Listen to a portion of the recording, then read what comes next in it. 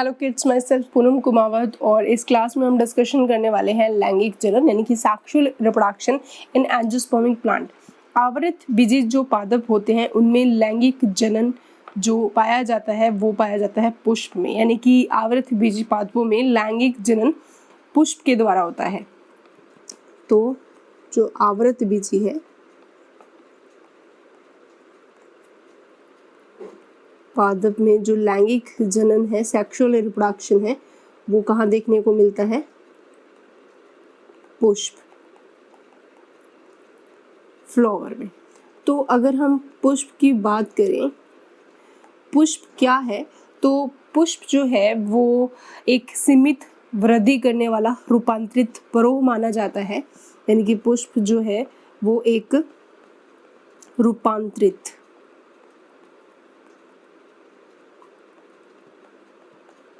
परोह है, यानी कि modified form of shoot, modified shoot है। ठीक है। पुष्प एक वृंत पे लगा रहता है, यानी कि जिस जो हम बोल सकते हैं जिस छड़ पे लगा रहता है उसको हम पुष्प वृंत यानी कि पैडिसल के नाम से जाना जाता है। तो जिस छड़ पे या जिस स्टॉक पे हमें पुष्प की उपस्थिति दिखती है उसे हम क्या बोलते हैं? पुष्प वृंत।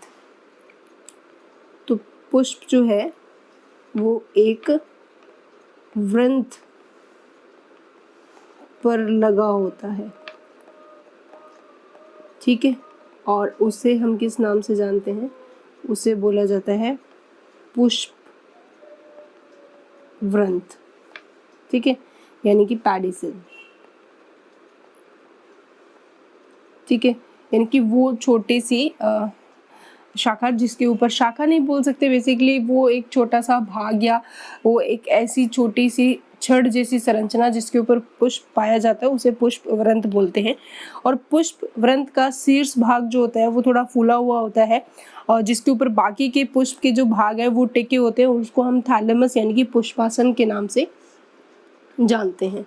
तो नेक्स्ट हम देखते हैं पुष्पासन क्या है। तो पुष्प वृंत जो है का शीर्ष भाग, डायग्राम से और भी अच्छे से क्लियर हो जाएगा, चौड़ा होता है, स्वेल्ड होता है और उसे हम किस नाम से जानते हैं? उसे कहा जाता है पुष्पासन, पुष्प का आसन, ठीक है, जिसको हम थैलेमस बोलते हैं। ठीक है। अब क्या है कि ये तो था मेनली भाग। अब हम देखते हैं कि जो पुष्प है इसके अंदर 4 भाग पाए जाते हैं और इन चारों भाग की उपस्थिति, और अगर चारों के चारों भाग उपस्थित है तो वो पूर्ण पुष्प कहलाता है, और अगर इन चारों में से कोई एक नहीं है तो वो अपूर्ण भाग कहलाता है। तो जो प्रारूपिक या टिपिकल जो पुष्प है, फ्लावर है, में मुख्यतः टोटल कितने भाग पाए जाते हैं? 4 भाग होते हैं। अभी हम देखेंगे कौन कौन से ये भाग होते हैं। इन 4 भागों की उपस्थिति और अनुपस्थिति के आधार पर पुष्प जो है वो 2 भागों में विभक्त हो जाता है। अगर ये चारों भाग उपस्थित है, ठीक है, तो हम ऐसे पुष्प को पूर्ण पुष्प कहते हैं, कंप्लीट फ्लावर। और अगर ये भाग अनुपस्थित है, इनमें से कोई एक अगर अनुपस्थित है, अनुपस्थित कोई एक भाग, तो भी हम इसे किस नाम से जानते हैं? अपूर्ण पुष्प के नाम से जाना जाता है। अपूर्ण पुष्प में काफ़ी सारे उदाहरण होते हैं, जैसे कि लौकी, पपीता, ये जो है वो उदाहरण है। एग्जाम्पल की बात करें तो लौकी, पपीता एक्सेट्रा, ये अपूर्ण पुष्प के उदाहरण है, और पूर्ण पुष्प के उदाहरण में सरसों, मटर एक्सेट्रा, ये जो उदाहरण है वो पूर्ण पुष्प के होते हैं।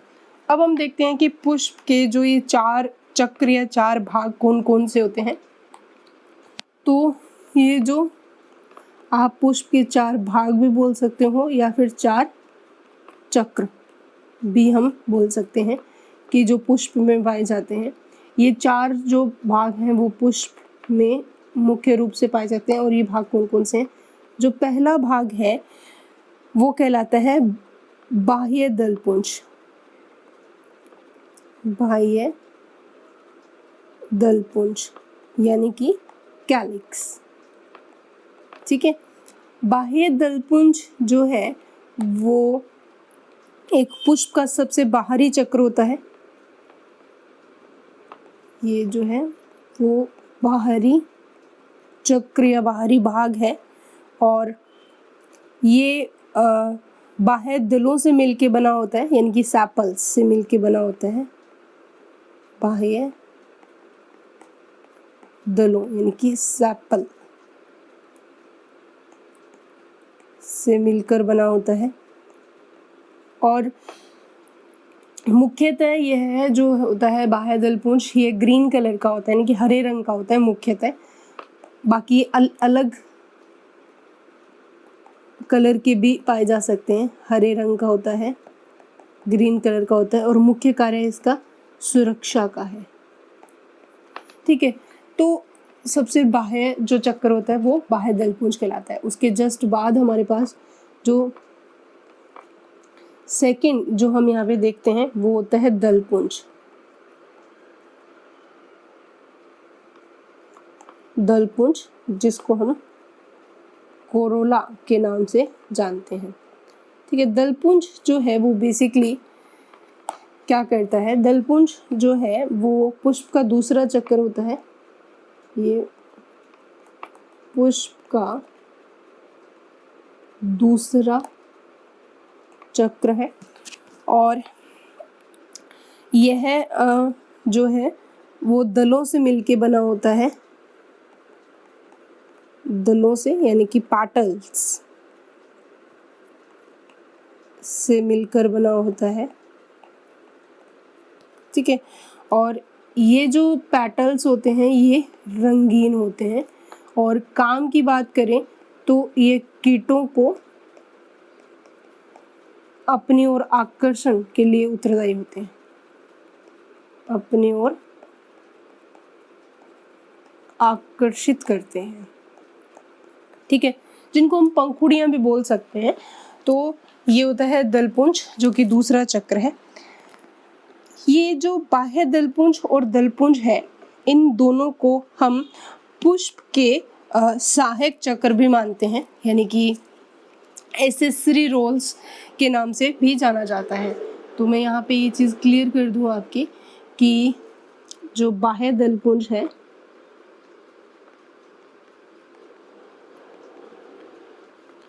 प्लस जो दलपुंज है,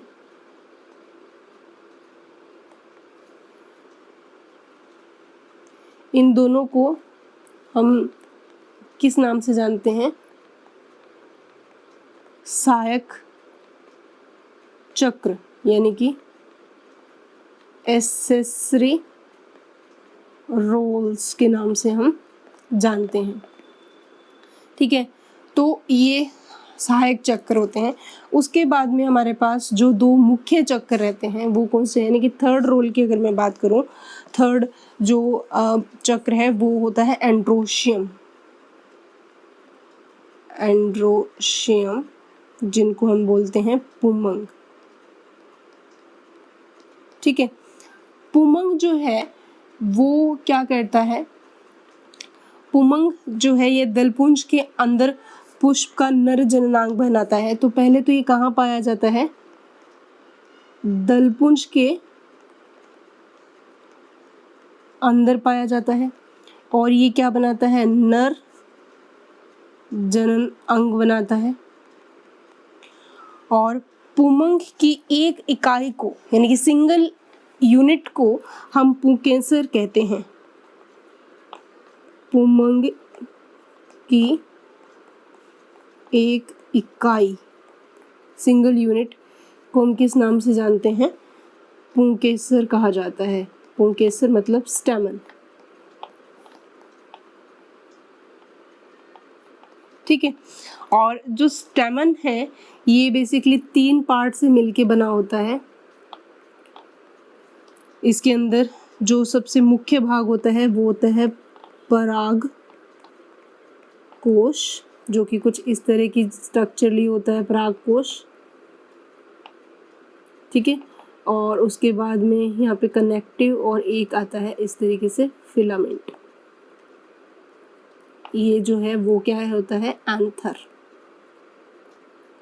ठीक है, तो परागकोश मतलब एंथर, जो कि सबसे इम्पोर्टेंट पार्ट होता है, क्योंकि जो परागकोश होता है ना बच्चों, उसके अंदर यहाँ पे क्या देखने को मिलते हैं? परागकण, जो कि यहाँ पे नर युग्मक की तरह काम करते हैं।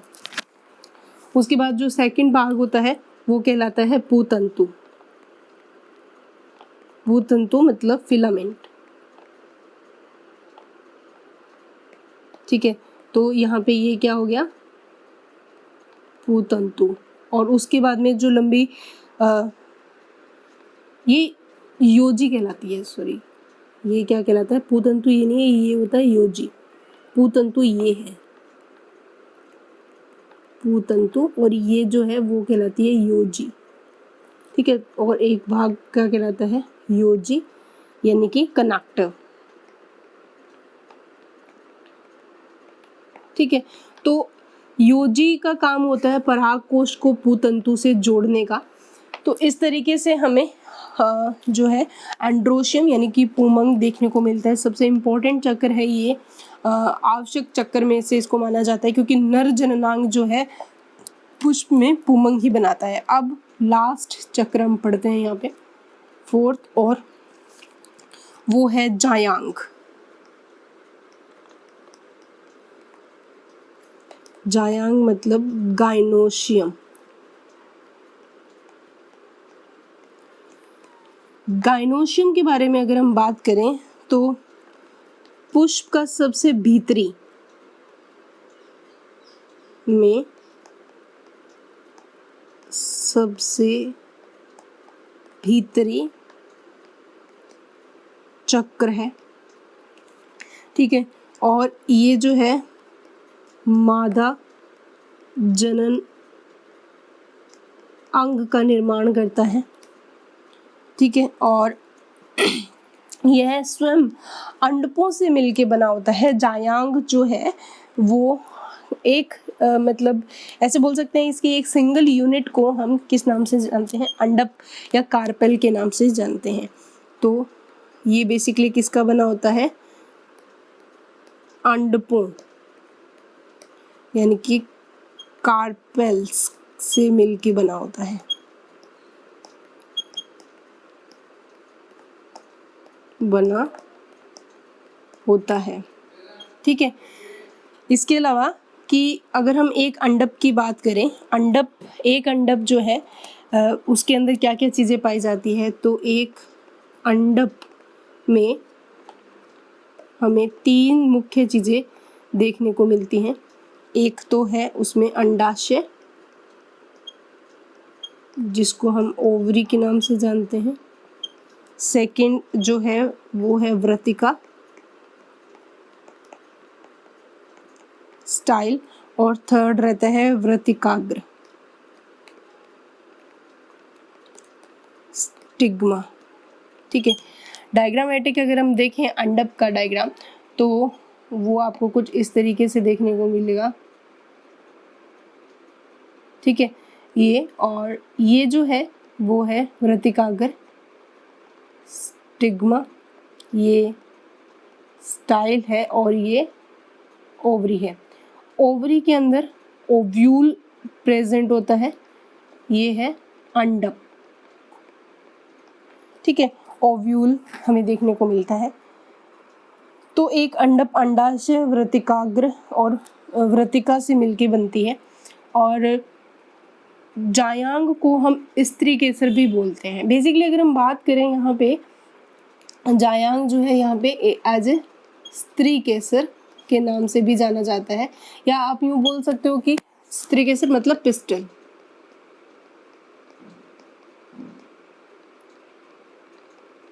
ठीक है, तो इस तरीके से आप देखोगे कि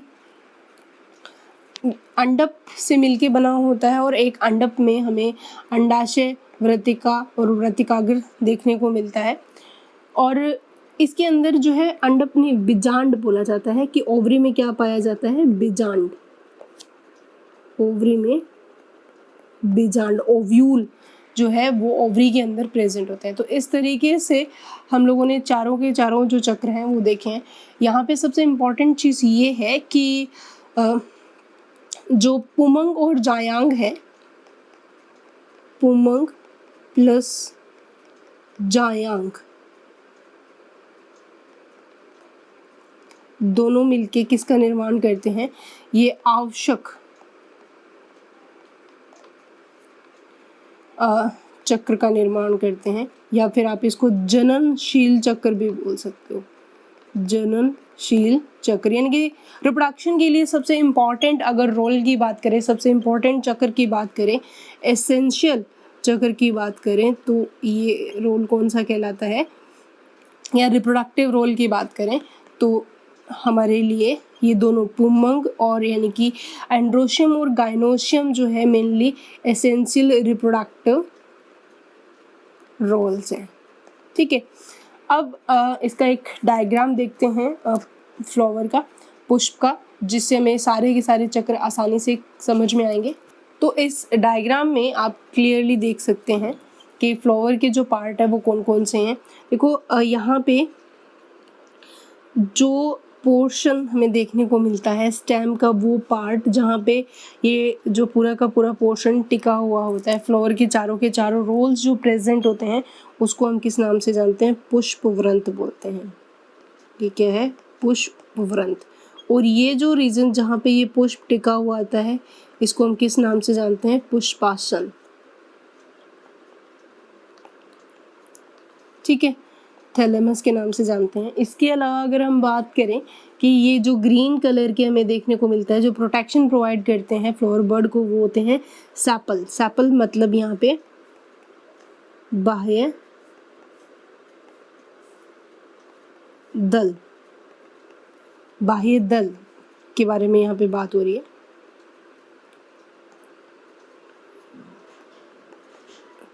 ठीक है, ये क्या है, बाह्य दल है। उसके बाद अगर हम बात करें कि ये जो ग्रीन कलर या फिर ये पिंक कलर में हमें दिखाई दे रहे हैं, यानी कि जो कलरफुल हैं, ये होते हैं दल। ठीक है, पैटल जो कि कलरफुल होते हैं ताकि परागण की जो प्रक्रिया में कीटों को अपनी तरफ आकर्षित कर सके। ठीक है, उसके बाद में ये हमें जो देखने को मिल रहा है इतना पोर्शन, ये कहलाता है हमारे लिए पुंकेसर। पुंकेसर यानी कि स्टेमन, स्टेमन के अंदर पराग कोश है और पूतंतु है। ठीक है, तो इस तरीके से आपको क्लियरली यहाँ पे बहुत सारे पूतंतु के ऊपर पराग कोश की उपस्थिति देखने को मिलती है। तो ये जो भाग है वो हमारा कौन सा कहलाता है, नर जनन भाग। और मादा जनन भाग की अगर हम बात करें तो वो हमारे लिए कार्पेल रहता है, यानी कि अंडप। अंडप में सबसे ऊपरी भाग जो है स्टिग्मा रहता है। स्टिग्मा मतलब वर्तिकाग्र, वर्तिकाग्र है। स्टाइल, स्टाइल का मतलब होता है यहाँ पे वृत्तिका।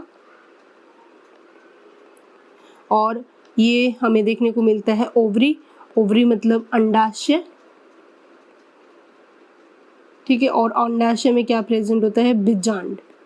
तो इस तरीके से हमें सारे के सारे पुष्प के भाग देखने को मिलते हैं। तो पुष्प के अंदर हम बात करें, जो पुंकेसर है वो सबसे इम्पोर्टेंट पार्ट रहता है, जिसके अंदर हम लोगों को दो चीज़ें मुख्यतः देखने को मिलती है, वो है पराग कोश और पूतंतु।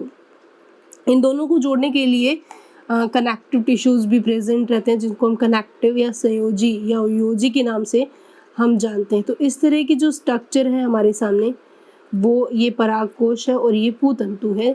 ये आगे क्या बनाते हैं, यहाँ पे परागकण का निर्माण होता है। दूसरा जो भाग हमारे सामने इम्पोर्टेंट है वो है अंडप।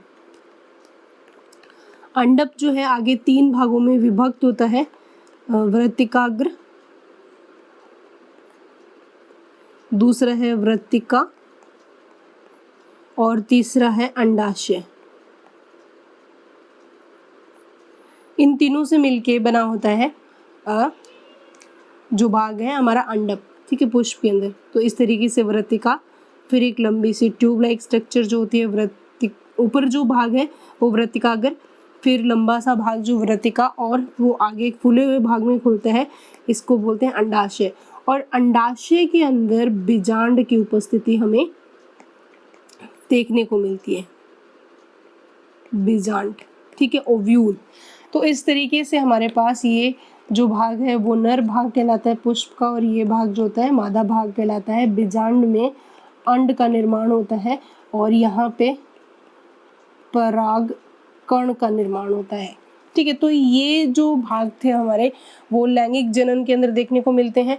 परागकण जो है यहाँ पे नर युग्मक के रूप में जाने जाते हैं और अंड जो है वो मादा युग्मक है, और इन दोनों के बीच में जो है संलयन होता है परागण की प्रक्रिया के दौरान, और फिर जो है आगे बीज यानी कि युग्मनज, और युग्मनज से सीड का फॉर्मेशन होता है, सीड का निर्माण होता है, जो कि आगे नए पादप को वहाँ से विकसित करने में सहायक होता है। तो इस तरीके से लैंगिक जनन के दौरान हमें ओवरऑल कंप्लीट चीज़ें देखनी पड़ेगी पुष्प से रिलेटेड। तो पुष्प में 2 चक्र मेनली हम मानते हैं, एक तो होता है सहायक चक्र और एक होता है आवश्यक चक्र। तो आवश्यक चक्र में नर और मादा जनन भाग जो है वो देखे जाते हैं। तो इसी के साथ जो आपका ये पहला चैप्टर है वो कंप्लीट होता है। आवृत बीजी पादपों में हमने जनन देखा, एसेक्सुअल रिप्रोडक्शन यानी कि लैंगिक जनन किस तरीके से होता है और लैंगिक जनन कहाँ होता है और उसकी संरचना कैसी होती है। नेक्स्ट जो चैप्टर है हमारा वो देखा जाएगा कि नर और मादा जो स्ट्रक्चर है, नर और मादा युग्मकोद्भिद की संरचना और विकास, वो हम नेक्स्ट क्लास में डिस्कशन करेंगे। तो नेक्स्ट क्लास में मिलते हैं एक नए चैप्टर के साथ। तब तक के लिए stay happy, keep studying, thank you.